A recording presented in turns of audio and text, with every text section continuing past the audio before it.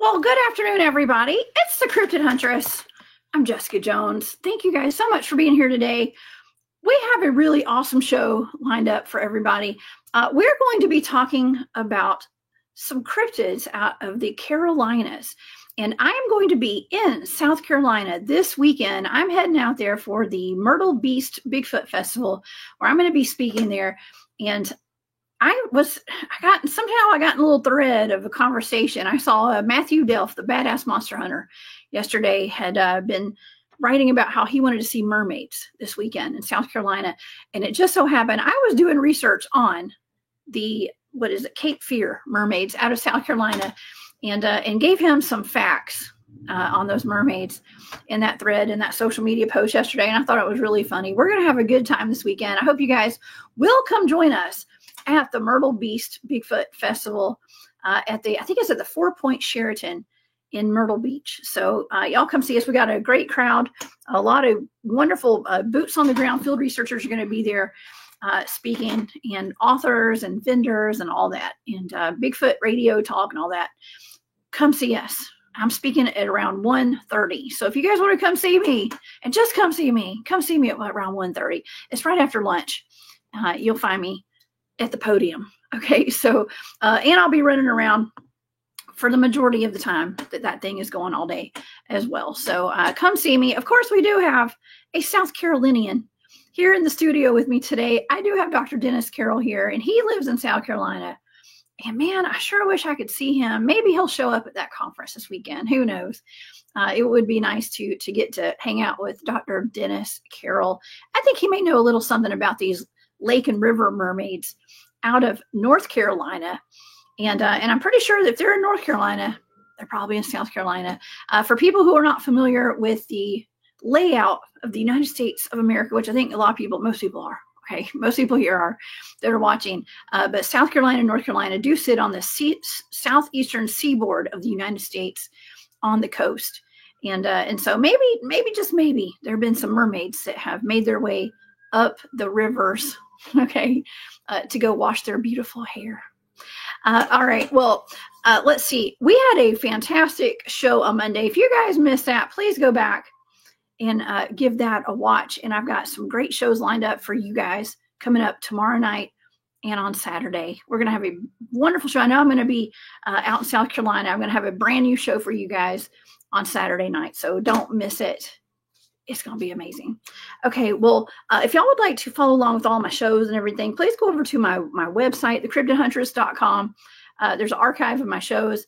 All my social media links are there, and also my Patreon link if you guys would like to support the show and see that remote viewing data from all those shows that I do on Thursdays. That's there. And also, War Woman Goods. This necklace actually is going in the shop. I have a whole lot of new vintage goods that I'm about to post in there. Some wonderful, gosh, I found some gems, like for real, y'all. Denim turquoise and all sorts of turquoise pieces, purple turquoise, old pieces out of Mexico and the Southwest. So go check out my shop. I will post some of that stuff. I meant to do it yesterday. I'm just so busy. So I'll get all this stuff posted and let you guys know when, and put everything on sale as well, just for you guys. Okay.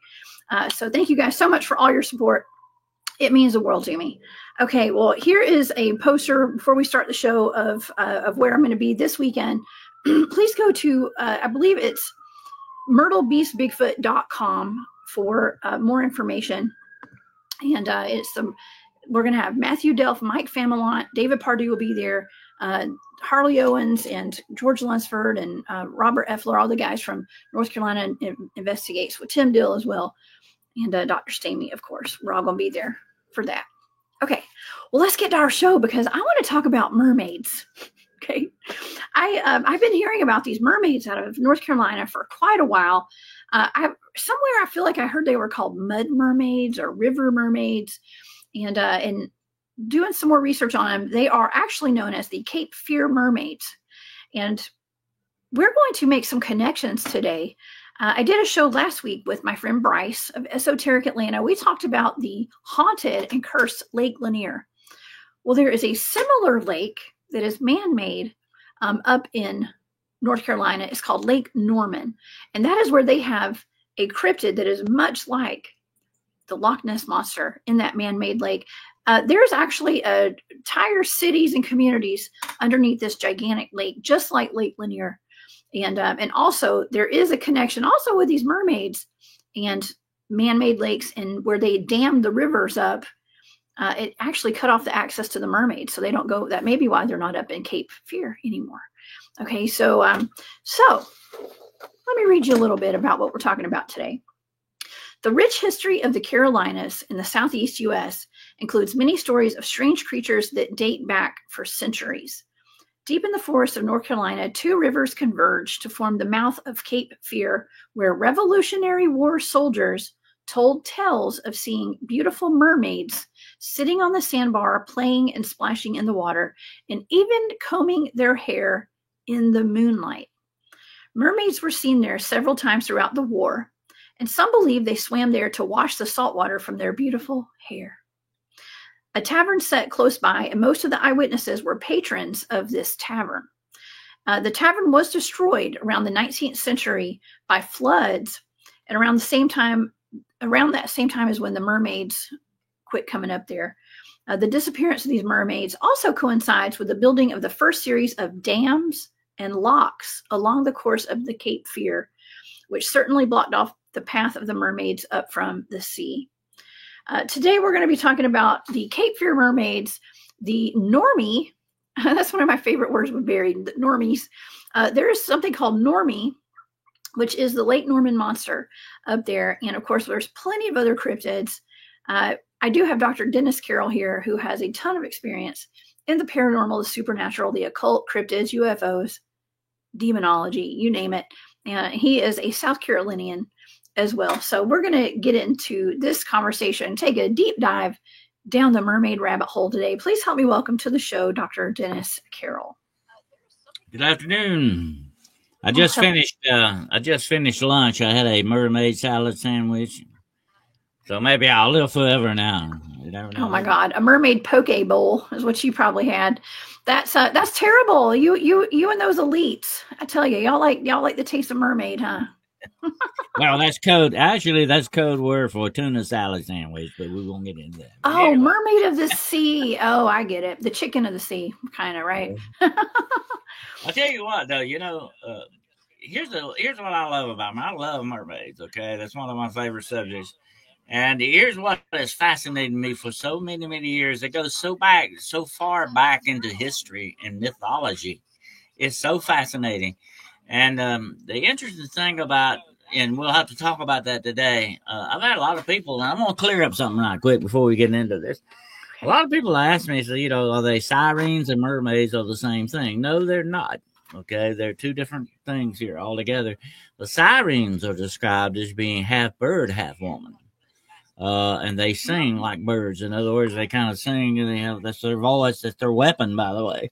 They can sing and get you so lonely that you will, kill yourself, supposedly. They go back in Greek mythology, okay? Odysseus ran into these guys. They're not mermaids, though. Mermaids are completely different. And here's the interesting thing, and we'll talk about this. The mermaids and the water naiads or the water nymphs are basically somewhat kind of the same thing, but there is a difference in those two. So we'll talk about that today. But mermaids is one of the most fascinating subjects of the supernatural that you can get into, definitely. It is. Well, they're terrifying. and the more that I do research on mermaids, the more I've come to believe that they're kind of scary looking, and they don't look like these beautiful, women with the long flowing hair and, a human face and human hands. They actually are quite scary. However, the accounts that I was reading about with the Cape Fear mermaids, they seem to be beautiful human-like women with fishtails, basically, kind of like some pictures I'm about to show. And Maureen, thank you for being a member of the Hunt Club for 15 months. That is huge. Thank you so much. I appreciate that.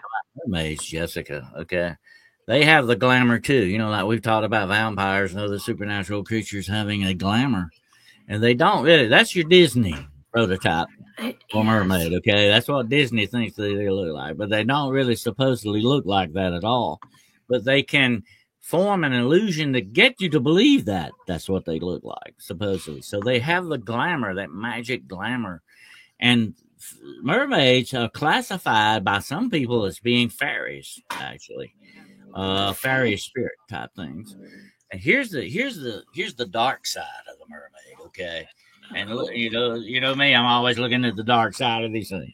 The dark side is these water nymphs and mermaids would lure men to the water side and drown them by pulling them into the water and drown them.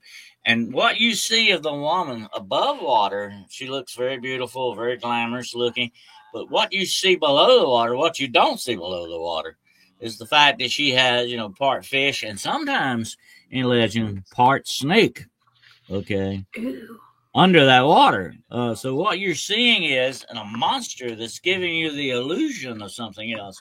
The true form of the mermaid, her hair is not going to be long and flowing and wavy and all that. It's going to be more like seaweed. It's going to be more like the seaweed that grows under the water and the plants that grow there. It looks more like that. She has long nails. She is a monster. Okay. That's what she really, truly looks like. But she's got the glamour on you. That's not what you see. Sounds like it's almost like a holographic projection, like a screen memory, kind of like ETs are able to do to humans. It's they lure you in. There's a pretty interesting scene out of, I think it's Oh Brother, Where Art Thou? I think that I have literally quoted that movie twice in the past week. But there was a gentleman in that movie that was kind of lured to the creek side by some singing women that were sirens, I guess. Mm-hmm. And he turned into a toad, they thought. I think his friends thought he had turned into a toad overnight, or they turned him into a toad. But they didn't. But anyways, you'll have to watch the movie, y'all. It's a good movie. And we're actually, there's some connections to that in this next monster we're going to talk about later today as well, with Oh Brother, Where Art Thou? And the rivers and the toads and the flooding of the communities. Okay. Well, another interesting thing about mermaids, they are shapeshifters to a certain extent. They can change shape. And there are mermen too, by the way, folks. And mermen can do the same thing to human women. They can lure them to the water side where they will get them to, basically unalive themselves. Or they will grab them and pull them under the water. And they say that the mermaid's kiss or the merman's kiss is the last thing you will ever know once they pull you under there. So this is supposed to be a very bad way to die. And some people speculate that mermaid or merman's kiss is sort of sucking your soul out while they're doing this kind of a thing. So they could be soul suckers as well in that respect. They're very supernatural, and they are also supposedly classified as part of the Nephilim type of thing that supposedly went on with fallen angels and etc. We won't get into that today, but that's a fascinating part of it too, and another connection for it. Wow. Yeah, absolutely. Caleb Jade. Hey, Caleb. He says they are a cross between Nautilus and Angel. They can change their shape. They're shapeshifters. That's really interesting. I don't know. The last thing that I'd want to come up on if I was in a creek would be a mermaid. Okay, or a river. I do know how spiteful they can be and vengeful, because we did a show a while back on the vengeful or spiteful mermaid of Pyramid Lake, Dennis, and that's actually a lake out in Nevada where people are warned not to get in the water at all, especially white men. Okay, for whatever reason, white men can't get in there. They're going to drown if they do, and the mermaid will get them. Here's the interesting thing about mermaids, though, Jessica. They can show up anywhere because, like I said, they are part Nephilim, or they have angel patronage, in that respect. Their parents were supposedly fallen angels. These guys can show up anywhere where there's water. Okay, that's their main thing, and they sort of, you got to kind of look at it this way. They're sort of elemental spirits of water in a way. That's the way that their power lies in water. That's where their main connection is with the earth itself. But like I say, they don't have to be in the ocean. They can show up in rivers. They can show up in lakes. You never know where you might run into these things. Of course, the Greeks call them water naiads or water nymphs. They are spirits, supposedly. And when you look at the mermaid, there is a certain amount of it that is definitely physical, but there's also a dark spiritual side to these things as well. So you have to consider that too. That's what you're dealing with. Oh, yeah. Well, okay. The reports of these go back to the 1700s. And that is when this nation was founded. Okay. The Revolutionary War. America was born in 1776, right? And this was in the 1700s. There was actually in this town, to go back and give a little history of this place where these mermaids are, or where the mermaids were seen, we have to go back to when the Revolutionary War was being fought. And I have a little bit of history for the audience today. And not only do I have a map of where the Revolutionary Wars were fought in North Carolina, but also South Carolina, Dennis, just for you. Okay. Yeah, there were several major battles there. Yeah, definitely. Oh, yeah. Well, this is North Carolina. My great-grandfather fought at Kings Mountain, I think. Oh, very cool. My distant great-grandfathers fought in the Revolutionary War as well here. And so that's actually South and North Carolina right there. It shows you where some of the battles were fought. And I'm going to show you guys. Well, here's a picture right here. This is supposed to be out in North Carolina. But during this time, there was a town in North Carolina called Lockville. Okay, before it was known as North Carolina, I guess. It was a budding settlement. There was a man named Ambrose Ramsey who opened a tavern there, and it sat by the banks of the Deep River, which is a short distance upstream, where it joined the Haw River. When Revolutionary War soldiers left the tavern at the end of the night, and they were usually the articles that I read, Dennis, all the articles said the men, it was mostly drunk men, came across what they thought were mermaids in this river. And they said that there was a broad channel with a white sandbar in the middle of this river, and it was on this channel. There's like channels that like ran through there, like a channel that went around the sandbar, and that's where these people would see these mermaids. And they said that the mermaids would oftentimes be sitting there at night, combing their hair, and it says that they would comb their long hair in the moonlight. They would see them laughing, singing, playing, and splashing in the water. And if anyone called out to them or tried to approach, they would dive below the surface of the water. And people want to know, like, well, how did they make it so far up this river? Because they're actually quite far. I think Marco in the chat, Marco said, I saw his comment. Hey, Marco, he said that he lives at Cape Fear.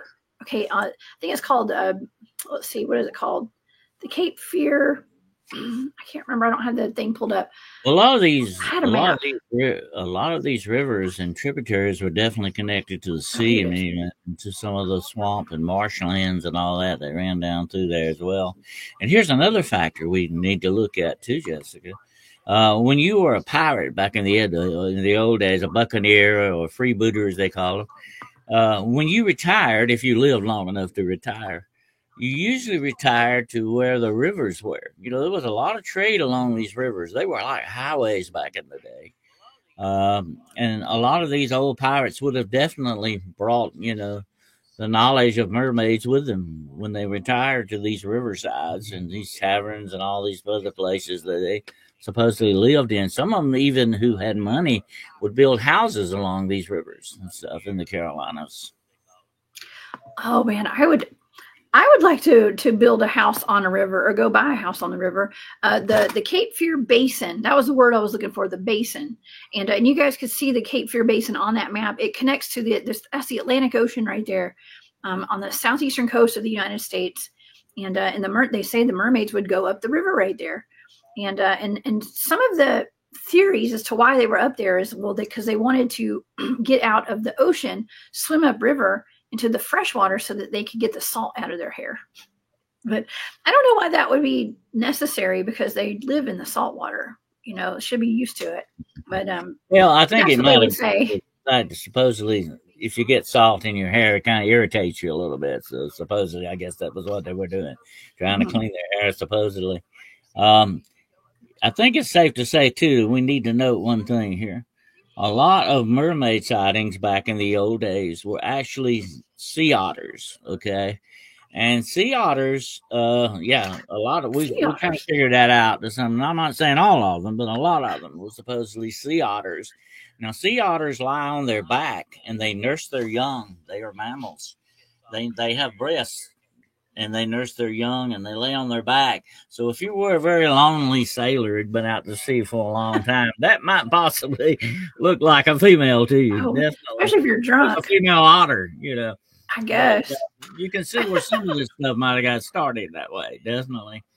But like I said earlier in the show, this goes back thousands of years, deep into mythology, history, and the folklore of many nations. Even there are even some North American Indian legends about beings very much like mermaids. It's all fun and games until Kushtaka comes out of the water and eats you. Okay, I'm just saying that's like the otter man out of the North, Pacific Northwest, and it looks like an otter, but it's like a man. I'm sure they have women too, but that's wild. Yeah, or seals as well. Seals could be mistaken as a mermaid too, or a manatee. The silkies as they're called. The women that came out of the ocean. They were really seals. They would take their fur coats off, and they would become women. And if you hid their coat from them, they would scream and cry till you, turn them back over so they could go back to the sea. They would get very homesick for the sea, suppose. That's a very great legend in Ireland and among the Celtic peoples. Let me say something, though. The S in South Carolina is strange, folks. That's what it stands for, strange. And I've been getting reports here lately of people supposedly seeing giant iguanas or giant monitor lizards, and there are some monitor lizards running around South Carolina, folks, out in the wild, and of the giant snakes being seen in some of these rivers and basins and all that. It's still very strange out there, definitely, even with mermaids. It is. I was actually going to bring up the giant snakes because they have been reported in North Carolina and in South Carolina, and they go back also in Native American lore as well. But lots of giant snakes. Now, these used to be way more unusual. Today, and Florida has a lot of these. Modern day science and archaeology have proved without a doubt that there are such things as giant snakes. Well, there are giant snakes down in Florida for sure, where people have just let their pets go loose and stuff, and that's pretty terrifying to me. And I had, speaking as a former snake owner, I personally, y'all, I'm sorry, I just don't think snakes are a great pet to have when they get that big. Okay, it's like, what do you do with it when it gets super big? So we ended up I gave mine to my brother, and then it ended up in a pet shop eventually because it was too big. We couldn't do anything with it. It was dangerous. So you guys, I don't know, maybe other people are more equipped to handle a snake. Okay, other than me. But anyways, nonetheless, okay. Well, this area. Okay, it's known as Mermaid Point, Dennis. And before I did the show today, my good friend David Pardue, I'm not sure if he's in the chat yet or not, or he said he's going to try to be here today. He actually said that he just got permission to go onto some property around where this Mermaid Point is and do some Bigfoot research. He is a boots on the ground Bigfoot field researcher, and he does a lot of research up in Uwharrie National Forest, and I don't think this is too far from there actually. So definitely areas of high strangeness that don't just have mermaid stories. They have Bigfoots up there too, Dennis. Mm-hmm. Oh yeah, there's a definitely big history of Bigfoot and dogman type entities, and of course werewolves, like we talked about with the one around my hometown, by the way. There are a lot of legends of that go on around in South Carolina and in North Carolina. I've done a lot of cryptid hunting in North Carolina, in the mountains of North Carolina. Been on the trail of Wampus Cat and some other things up there. And so to me, this is one of the most fascinating hotspots of cryptids you can get around. The Southeast is definitely that, and that includes Georgia and Florida as well. To me, there's no better place to be if you're going to look for cryptids than the Southeast, definitely. Matter of fact, that's what I named my group many years ago, the Southeastern Cryptid Investigations.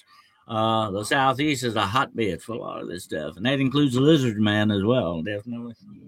That's right. You guys have the lizard man of Skateboard Swamp up there, and also the Anderson werewolf. And you and I covered that a couple months ago. That's a really wild one. I mean, lots of people have seen these too. It's not just like a report that one person saw any of these creatures. There's multiple reports of all the different cryptids out of South Carolina for the most part, including these mermaids. And I find it interesting that a lot of these articles that I was reading were saying, well, it was only the drunk men, as they were the drunk patrons, as they left this tavern, that were actually having these experiences with these mermaids.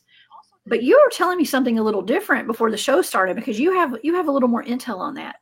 Who else was seeing these mermaids, Dennis? Yeah, there are a lot of reports that they talked about back in folklore and all this. It wasn't just, drunk guys coming out of the tavern seeing these mermaids. A lot of these reports were supposedly put in by people, tradesmen who were, like running wagon trails through there, or wagon trains that delivered supplies and all that, supposedly saw these mermaids. And people that lived on the banks, people that were hunters and farmers that lived around there, knew about this. So this was not just tied directly, although the tavern was close by there, it's not tied directly into that, as some would think. There are a lot of other reports from common everyday people going about their jobs, seeing these things. That gives credence to me that, these mermaids are definitely not something from a bottle. There's something else definitely to this. And like you also said at the beginning of the show, there have been a lot of dams built, tributaries have been stopped up a lot since then. And if there was a definite highway for these beings from the ocean to the rivers, that's been pretty well cut off now, without a doubt. And this sandbar that they were seen on, the water table has risen and it is now underwater. It's still there, but it's just underwater and can't be seen from the land. And by the way, I've been to Lake Norman, and that is an eerie place too, by the way. And it's very much like the lake I live very close to, Lake Hartwell, which has cities underneath it and graveyards. I actually spent one night on a graveyard in the island in the middle of that lake. Okay, folks. So it can get real freaky when you run into these things, because it's almost as if you're in a ghost town, only it's covered by water. Mm-hmm. That's an interesting correlation to it. Yeah, it's just like Lake Lanier. And I covered that last week with my friend Bryce. And that is a cursed lake.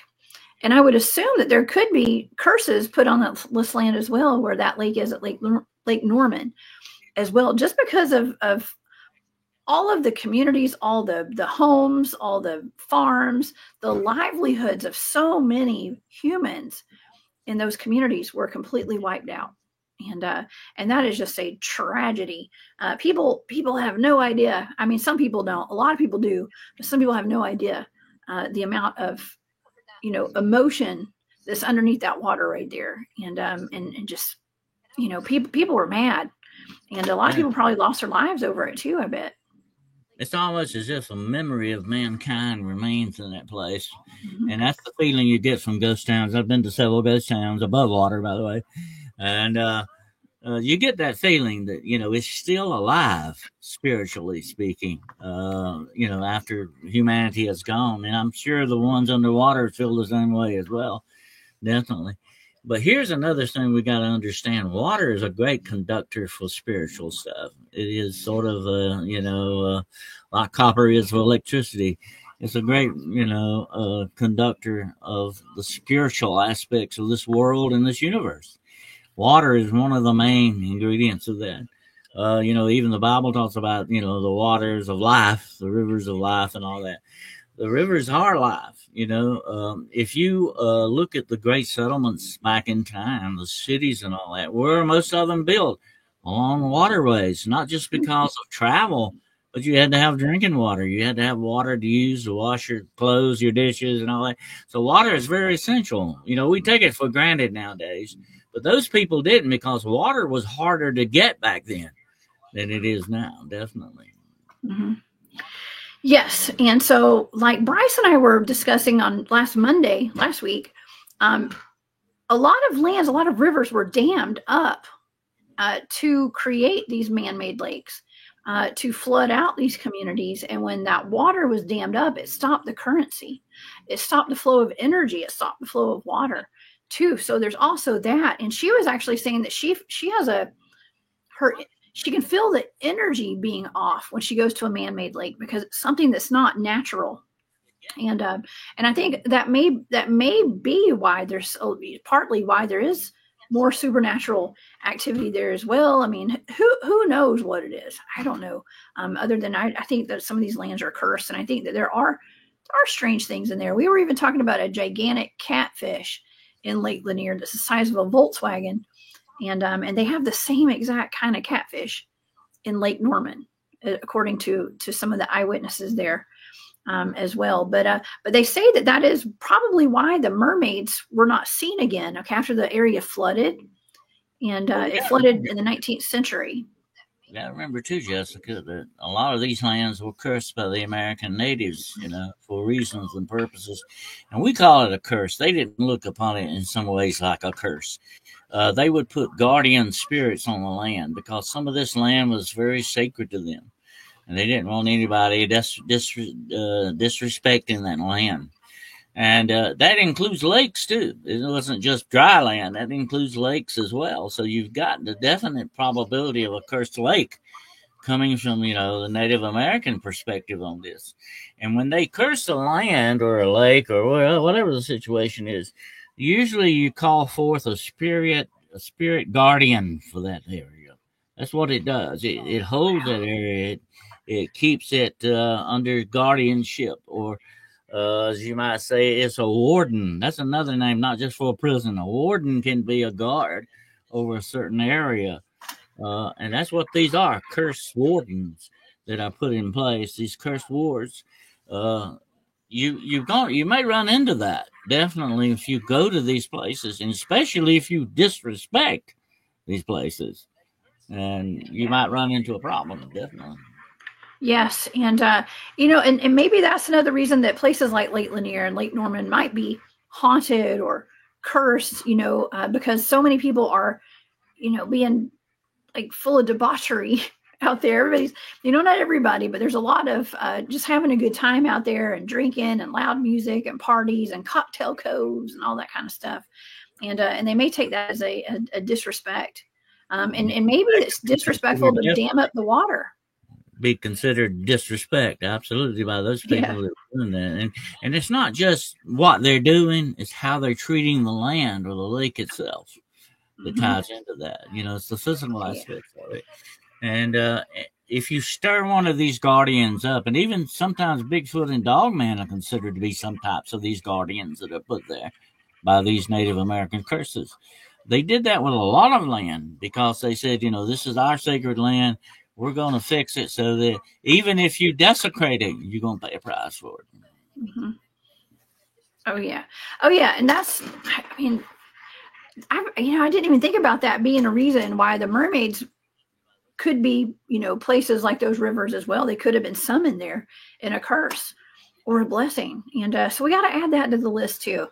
Some people are actually thinking that the mermaids, some of the soldiers, they said, deduced that they came up the river because of they were trying to get away from the gunfire and the cannon fire during the war, and so they were kind of flushed up the river basically to get away from all the fighting. That was one of the theories. Warfare, like certain other events, can stir up a lot of spiritual activity in place. Absolutely. You know this about old Green Eyes that you ran into and all this other thing.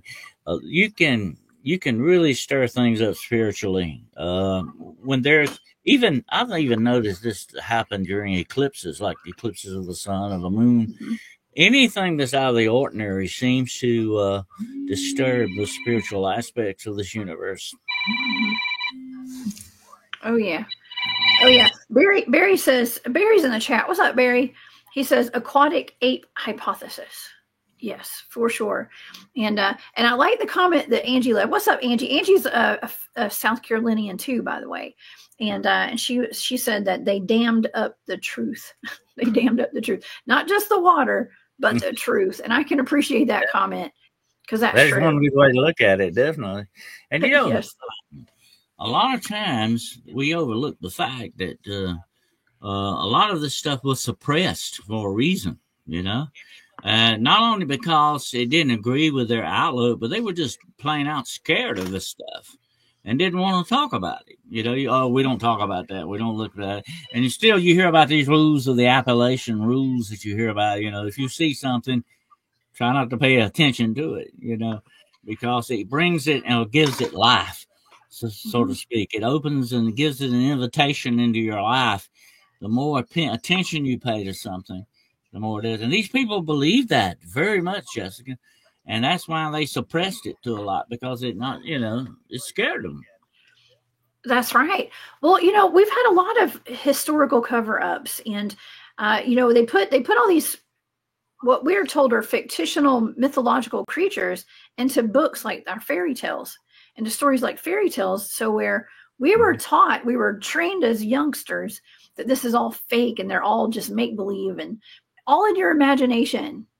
Okay, but now as we're growing into, I've grown into an adult. I grew up into an adult a long time ago, actually. But as you grow into an adulthood, we're starting to realize that a lot of these are actually real. Dragons did exist. Dogmen are real. Okay, this is my reality. Okay, all this stuff is real in my book. Bigfoot's real. You know, fairies, all that. It's not just fairy tales. Well, that's what a lot of these are warnings. You know, when you go back and look, and, you know, I study a lot of folklore. Matter of fact, I'm a member of the American Folklore Association. You study a lot of folklore like this. You come upon two things. There's either a lesson that they want to teach you in it, or a warning that they want to give you about something. Because they say, like, you know, we've experienced this, or this has happened, so be careful or what happened to you. Kind of a thing. And it was something our forefathers and foremothers passed down to us. And yes, if they saw it, you know, that was the very first thing that really got me when I first got into the paranormal many moons ago. This list that we came up with, everywhere you go, there's dragons, witches, shapeshifters. The list goes on and on, the giants and all these other things. Why is that? Why is this found in almost every single culture of the world? From one end of this planet to the other, because people have seen these things. People have encountered them, and they're trying to warn you about them. Yeah, they're trying to educate you. Speaking of educating people, Barry is in the chat, like I said. And what's up, Barry? He says the Nomo and other aquatic ETs. Now, this brings up a very valid point. You know, recently there were some congressional hearings a few months ago, and they were pretty much admitting that, you know, there are aliens in our oceans and stuff like USOs. Okay, not UFOs, USOs were coming out of our oceans. And there were probably alien bases below the oceans and all that kind of stuff. You know, who's to say that mermaids are not some sort of ETs? You know, aquatic ETs, I guess. And they've been here all along. They've been here longer than we have, probably. Here's an interesting time. I've been doing a lot of research on this lately. You go back through time and back through folklore again, and some of these other legends that you hear about, some of the myths. What is this thing going on with cities in the sea that you hear about so much? Mm-hmm. That's another interesting factor. Is this where the mermaids live? Have they developed some type of cities under the sea?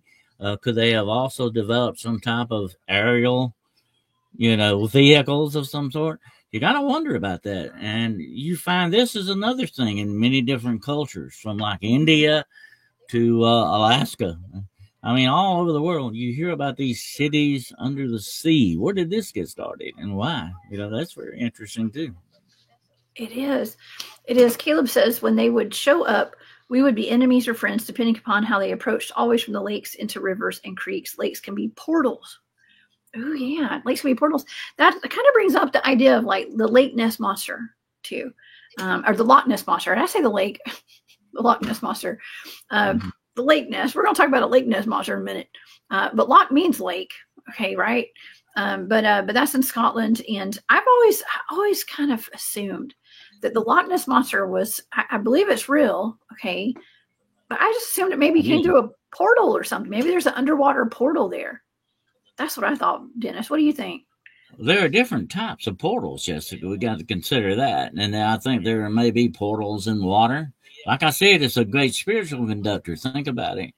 Also, there may be portals that open with electricity or energy portals. There may be portals of magic or rituals that you do. The list goes on and on. There are different types of portals and not just one single kind of portal that can be utilized. And so if there are portals under the water, the beings that live there would definitely know about them and use them and utilize them. Yeah, they would. Oh my gosh.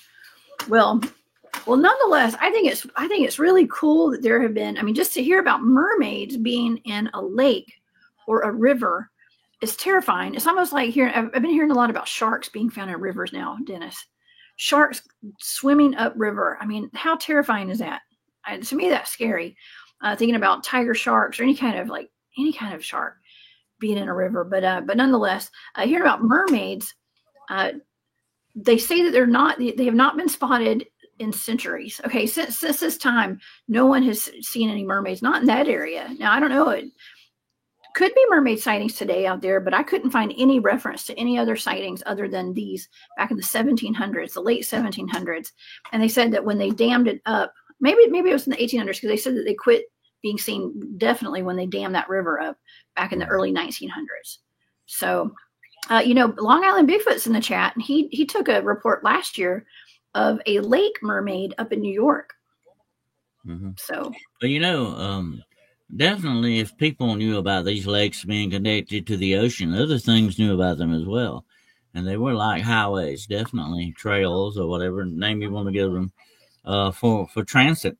Absolutely. And, another thing about some of these so-called lake monsters and stuff like that, there may be pockets of these things that still exist from the era of the dinosaur for all much. If somebody asked me this the other day, if any kind of a dinosaur type animal was going to survive, the perfect place for it to do so would be either underground or in a lake or a river situation. And here's another thing about the sharks. Okay, and I've read several reports of sharks being found in fresh water in North Carolina and South Carolina. The interesting thing is that we think that sharks may be highly adaptive to their environment. So they may be, there may be a day when they will be, become commonplace in fresh water. That's a thought to think about next time you go swimming in the lake, okay? But here's an interesting thing about sharks, too, that we got to consider. It's like that joke that they tell in Australia. The guy that's going to get in the river and he says, "Oh, by the way, there's not any crocodiles in this river, are there?" And the man says, "Oh, no." It said, the sharks ate them all up. Oh, no. Oh, my gosh.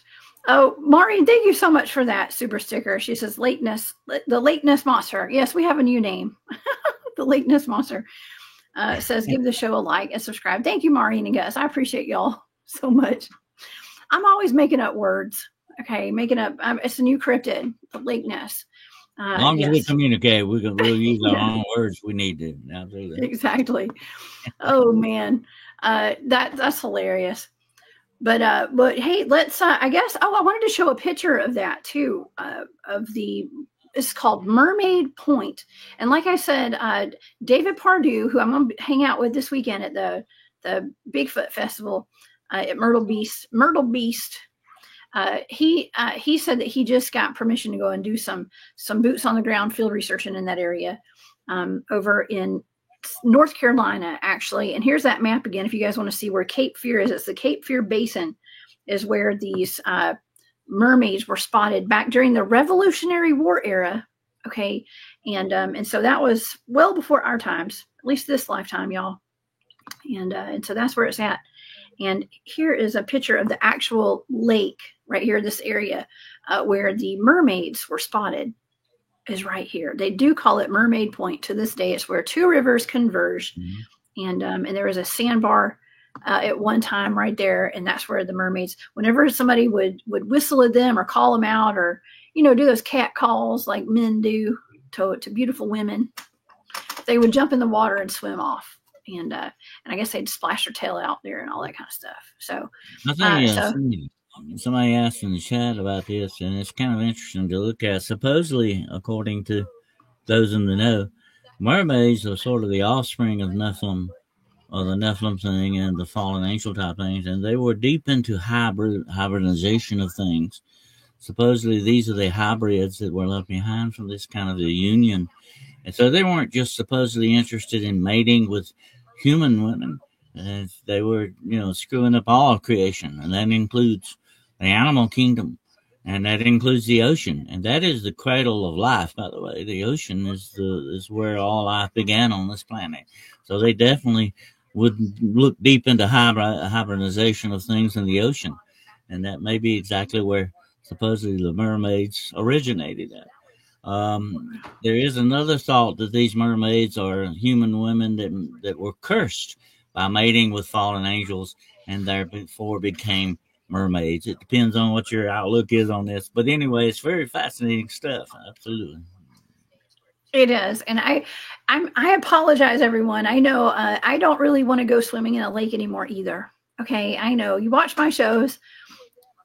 Once you open your eyes to what's in our lakes, especially man-made lakes and rivers, you think twice about diving in. Especially don't dive in head first into anything, y'all, when it comes to these lakes, and especially the rivers as well. Kat says, I never like swimming in lakes. After hearing all this, I'm not even putting my toes in lakes now. Me neither. Okay. Well, I probably will. Okay. But I will have on a life jacket, and I will wear something bright in case I go under. Okay. In case a capo grabs my toe. Okay. Yeah, remember the waters, the lakes are very much like nature itself. You and I, we've spent a lot of time in the woods, Jessica. We know how nature does things and how it works and operates. And the water, the lakes, the rivers, the oceans, they're the same kind of a thing, only on a different level, but they're doing the same way. And,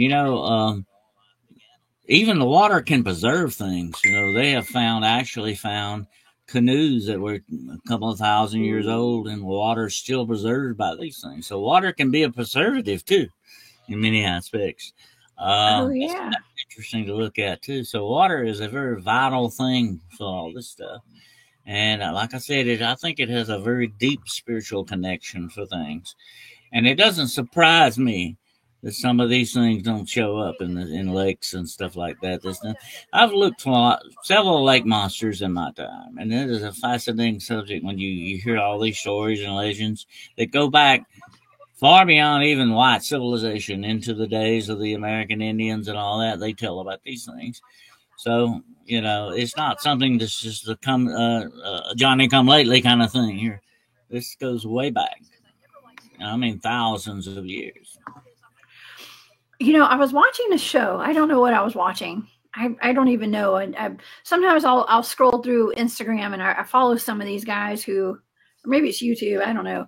Some guys that do those those diving rescues, where like they go and they have like metal detectors, and they go find missing people. I'm really into these like missing people, y'all, because the remote viewing stuff that I do, and they will go dive down deep into rivers. And a lot of times they find missing people because their cars have driven off into the rivers. And it's like decades later, their cars are found and their bodies are in them. And sometimes they're so far down. They say that sometimes there's some lake, something I was watching, Dennis. I just can't, I don't know what I'm referring to exactly, but it's something that I watched. And they said that when you go so far down into this lake, it's so cold down there. Mm-hmm. And they've had people who have perished from centuries ago down there wearing like Victorian era clothing are down there perfectly preserved. Like you said, just looks like they're sitting there, but they're deceased. I spent a little time in the morgue, and I've said this to a lot of people, and it kind of, came home to me too in a big way. If you see someone who's been floating around a lake for about 2 or 3 weeks, and what the fish does to them, you would never probably ever want to eat fish again. Okay. Oh yeah. nature takes care of these things, okay? Although it may not be the way we like it sometimes, but nature does that. So, and that does not surprise me that certain areas of the lake would definitely preserve bodies and all that. I've seen the ocean do that, as a matter of fact. Even the ocean, which is a lot more murkier and sort of soupy than the rivers and lakes are, definitely, even if it's just skeletal remains, they're still there. Mhm. And it's almost like, you hear about these mummies being found in bogs and places like that. It's very much like that with the lakes. Absolutely. Yeah, I was actually mentioning that I was tasked with a high priority remote viewing target a long time ago. And it turned out to be a missing person who was found. I mean, the data clearly located him in this Lake Lanier, what we talked about last week with Bryce. And if people just knew the amount, and I think like I said, a lot of them do, but the amount of dead bodies that have been dumped there, people who have drowned, and the fact that they say that the water is the consistency of Jello sometimes and stuff like that's just kind of gross. Ew, just ew. Oh, yeah. I would probably never go swimming in that lake ever again. Okay, I probably won't. But nonetheless, if people just knew, and Scott has a good point. I had a hard time swimming in a lake too after watching Friday the 13th. I've lived on a lake my whole life. And Jason definitely would throw you off. Absolutely. Yeah. If you want chained at the bottom of that lake, right? But here's another thing. We talk about lake monsters. They're not just sea serpent type looking things. One of my favorite lake monsters, I cannot remember exactly what lake it's in, is actually a giant snapping turtle. It's about the size of a Volkswagen Beetle. Okay, can you imagine a snapping turtle? I don't know if you've ever played around with snapping turtles, but they are mean, vicious things. Yes. They can really get very mean. It's very much like dinosaurs in a way. In some ways, they're something like a relic left over from those days. They can snap. I've seen them snap broomsticks into. They would definitely snap your arm into if they get a hold of it. Take it off. If you ran into something that big in a lake, you would definitely be a missing person when you got done. You'd never be seen again. That's a monster in my book, folks. It is. It is. Caleb said they found a 10-foot bull shark in the Yellowstone River. Good grief. How did it get there? That is my question. It was eating a paddlefish someone caught, and they covered it up. Imagine that too. Wow. Well, let's move over to this lake monster. It's the Lake Norman lake monster. They call it Normie. And Barry's in the chat now. Barry, I like to say Normie, right? So this is the original OG Normie right here. And I'll show some pictures to the audience today as to what people believe this thing looks like. And there have been reports to me that looks like a dragon. But they say that it's actually the as I said, the Lake Ness. It's the Lake Ness monster. The interesting thing about Normie, Jessica, is it's described very much like what the Native Americans describe in some of their stories, of dragons, what we would call dragons. It's an interesting correlation there, definitely. It is. It is. Let's see. They say that there's several different descriptions of this thing, and people have been seeing this thing for decades.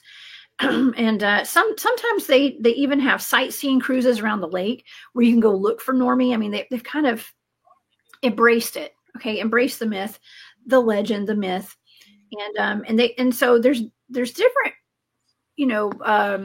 I guess theories as to what this is. Now, this is actually a picture of Lake Norman. Looks very much like Lake Lanier, in my opinion. Another man-made lake that wiped out plenty of communities, churches, graveyards, town halls, buildings, everything are underneath that lake, just like Lake Lanier. But some people say that there's a fishing guide actually that was interviewed. He said that there were university biologists a while back who had gotten together and they were experimenting with genetically changing fish to allow them to grow big but be tasty. They chose a Wyoming buffalo carp and they crossed it with an Arkansas blue catfish. They think that some of those were put into the lake or they escaped into the lake and they've been growing effortlessly ever since. And that's what he thinks this thing is. But of course, they do have giant catfish in this lake, much like they have at Lake Lanier. I don't know if you know how big catfish can get, Dennis. Actually, let me pull this up. I'm going to share my screen right quick, because if you've ever been noodling, do you know what noodling is, Dennis? I don't know if you've ever been noodling, but it's where you go and you stick your foot, your leg, your arms down in holes in the banks of the rivers and the lakes, and you wiggle it around, and the catfish will eat it. Turtles and stuff like that. And if you ever run into Turtle Man at some of these conventions, you do. He's an interesting character too. He's another one that he didn't mind sticking his hand or his arm up under a log deep down in the water. Takes a little bit of special courage to do that. It does. Well, I'm just showing the audience right now some examples of some giant catfish, and these are big. They're not as big as a Volkswagen by any means, but they're pretty big. And I couldn't imagine putting my foot, my leg, my hand down in a hole to wiggle it around to have one of those things bite it. Okay, we had a catfish. They call them mud cats. Some of these catfish like to get on the bottom and deep down and bury their stuff down in the mud, because they can, get insects or anything that comes by easier that way. So they're sort of like trapdoor spiders. And by the way, I've heard stories of giant trapdoor spiders. Can you imagine that? But that's the way these mud cats work. They get up under the mud, they lay down in the bottom. There's one thing I never liked about catfish: they are definitely bottom feeders. Oh man, some people don't like to eat catfish. I love catfish. I think it's delicious with some lemon and some tartar sauce. But of course, we had a catfish pond at my farm, and my grandfather would go out there every single day, and he would throw out catfish food, and you'd either ring the bell, and the catfish would swarm. And sometimes, to come up and eat the food, they start swarming around. Yeah. And they would hear that vibrational sound and come over, and they would eat. And then let's say like 10 years, I don't know, 5 or 10 years, we would have to clean out the catfish pond because some of them would get too big, and they would get really huge. And so he would restock the pond every now and then. And so we would just have a whole family get together where all the cousins would get out there, and we would put on some boots or whatever. I don't know. I don't remember wearing boots, but should have been.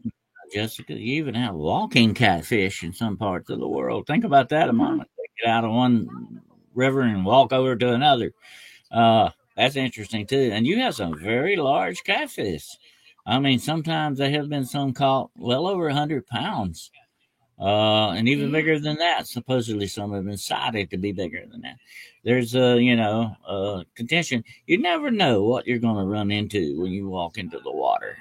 It could be anything. That's right. It's like underground. It could be anything in the water. Mm-hmm. Angie, she says, I have videos of us moving catfish from one pond to the other. And we would do that too. And let me tell y'all, catfish will, they got like razor cuts on them. They fin you. We used to call it, they don't get finned is what we would say. Don't get offended. I've been finned by them. I know. Don't get finned because they literally will cut your skin like a razor blade. And so I do remember wearing gloves because they would take the level of the water down so that we could wade through it and grab the catfish and put them in buckets and in nets and stuff. A lot of catfish that have scars on them from finning each other. That's their weapons they use underwater against each other, especially when they're mating or whatever the situation is. I've seen a lot of them have scars on them that way, but I've been finned by them, and that does hurt. Yeah. It does. But they taste delicious. Hey, if they ever fin me, I just made sure that I put it on the chopping block and we ate it that night. Okay, so that's how I roll. but yeah, most of them we did end up eating actually out of there, and then my grandfather would restock it, and we'd throw some of the catfish in the big lake and stuff. And so, anyways, I've grown up with catfish. That's all I'm saying. But I never saw a huge one like that. We ended up having some albino catfish in our lake though at some point, which I thought was kind of cool. We had white catfish out there, which was very different. But yeah, I would never go noodling.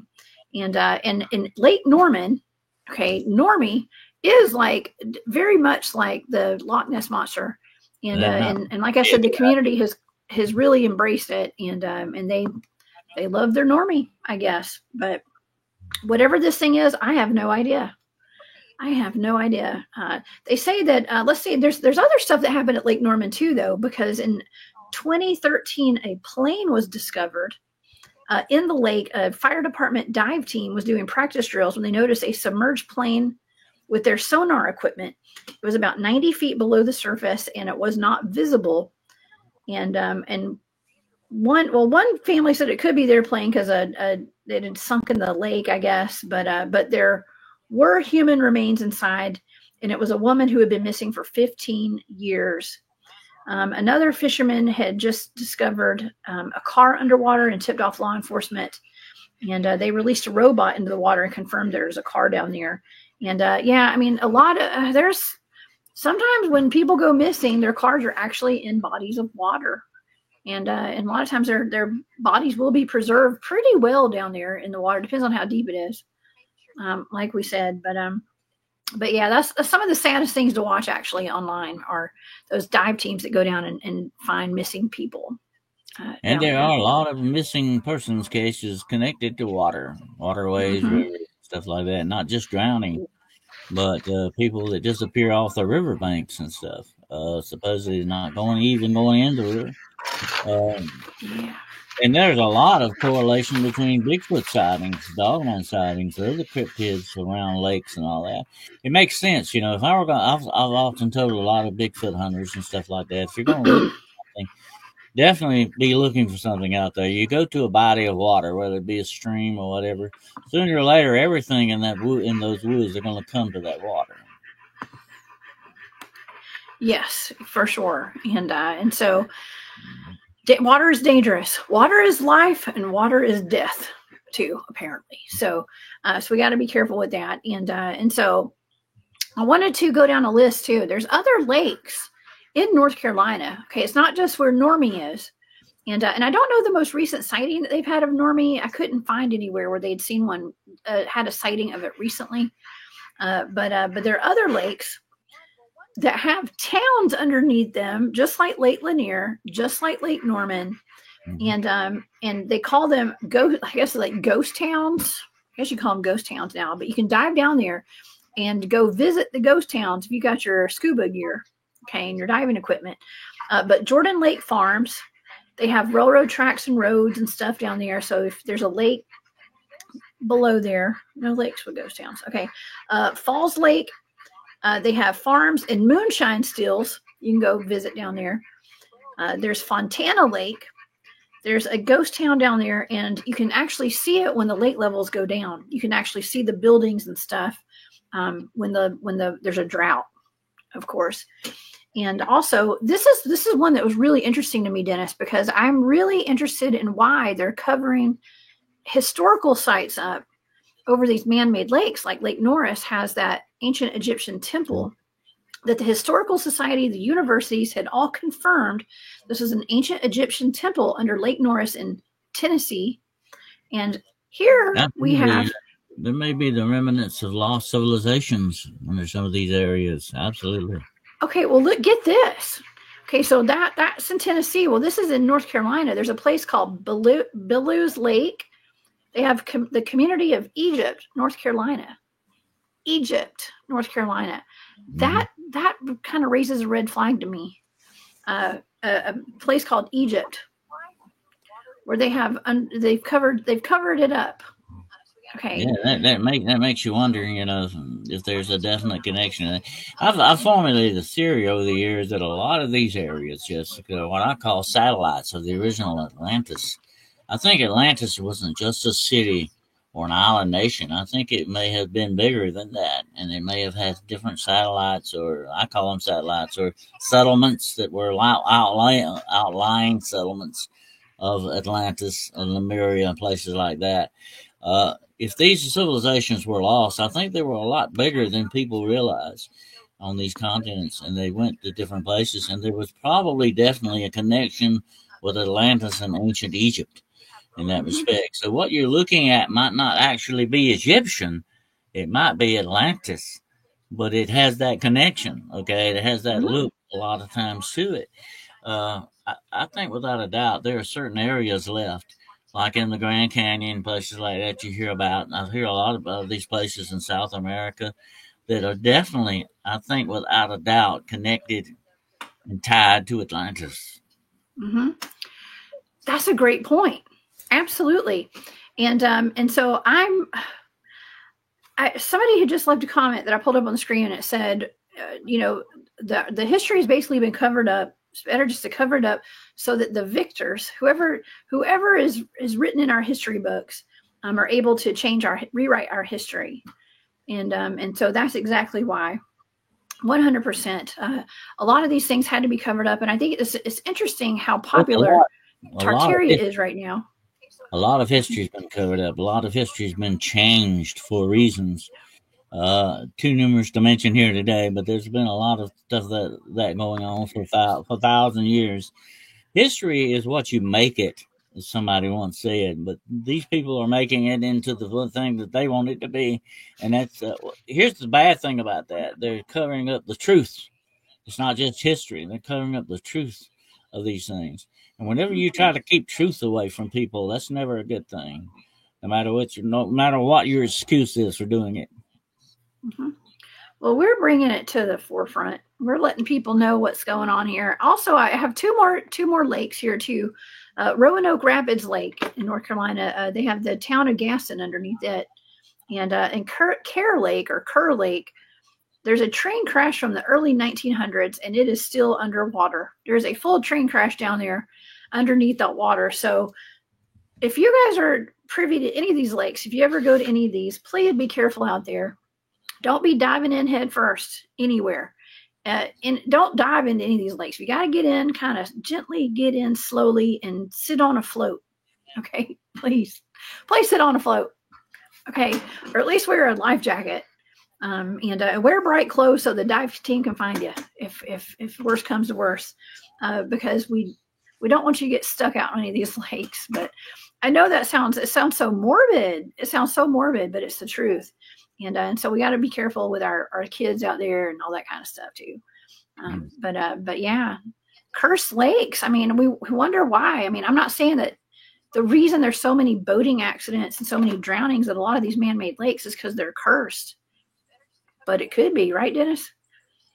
Yeah, absolutely. It's like being out in the dark without a flashlight. That's the way the lake is. You don't know what you're walking into.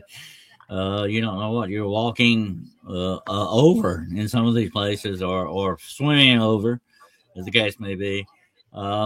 It's like we've talked about the underground so much, just so inaccessible. We don't know what's down there, and we certainly don't know what's under the lakes like we think we do. A lot of this stuff is what I call covered territory. We don't know, what's there, and we have to be very careful how we approach it, because it makes only good sense to know where you're putting your feet or where you're putting yourself and what kind of situation you're putting yourself into before you get into it. It's that old saying, you look before you leap. Definitely. Yeah. Look before you leap into these lakes. For sure. So I don't know. I can appreciate all the stories that come out of these areas, especially North Carolina, South Carolina. There's a plethora of cryptids out there where you live, Dennis, and in North Carolina. And of course, my good friend, David Pardue, that's his stomping grounds, and our buddy Ed, and all the guys up there in North Carolina that go up to the national parks and around, do their Bigfoot research. We know there's way more out there than just Bigfoot. David's been on the show, and he's brought videos and pictures of possible reptilians in North Carolina, also little people, like ETs and all sorts of stuff out there. And he's just out there looking for Bigfoot and comes across all these other things. Some of them could have even been potentially the moon-eyed people. I mean, those are known to be around North Carolina and living in the caves. And, I don't know if they're still out there, but some say they are. We always need to go back to the Native American legends and stories. They tell us so much. I've studied a lot of the folklore of the Cherokee and the Catawba and the Creek. It's fascinating stuff. And yet you can depend upon a lot of this stuff to tell you things that you're not going to find anywhere else. Absolutely. So it's always good to check what the Native American legends are with these things, because they will tell you a lot. Yes, they will, for sure. So many Cherokee legends out there, and I have had the honor and privilege to be out there on the mountaintops of North Carolina with some of the Cherokee elder who gave me a whole weekend full of all sorts of legends and stories and firsthand accounts of some of the cryptid creatures that were out there. And I got to go to Judaculla Rock and all that. So and hear about Sukaloo and get ran up on by a skinwalker when I was out there. It was wild. Yeah, I used to, in my younger days, I hung out with a good many of the Cherokee who taught me a lot of very valuable stuff. And that's what, a lot of researchers today don't take the time to do the really deep research on these things. You need to do that because it not only gives you your perspective on things, but it gives you their perspective on things. And their perspective can be a whole lot drastically different than yours. And what you're looking at is perspective that took thousands upon thousands of years to develop. That's always very valuable stuff, folks. Absolutely. It is. Well, all this information that we've been talking about today is valuable too, especially in my book. I think that it's just adding to the list of all the cool, incredible legends and lore and cryptids out of the South where we live. And so that's why I love exploring this stuff. And I'm going to be in South Carolina this weekend. Excuse me. I'm going to be in South Carolina at the Myrtle Beast Bigfoot Festival.